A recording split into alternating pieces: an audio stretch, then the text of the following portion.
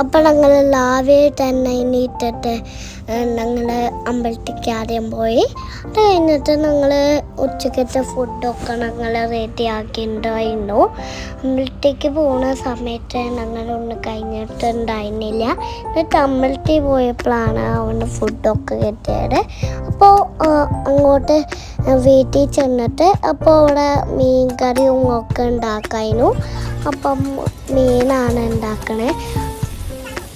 അപ്പം മീനൊക്കെ ഉണ്ടാക്കി കഴിഞ്ഞിട്ട് ഞങ്ങൾ ഒരു ഐസ്ക്രീം മേടിച്ചു ഗൈസ്.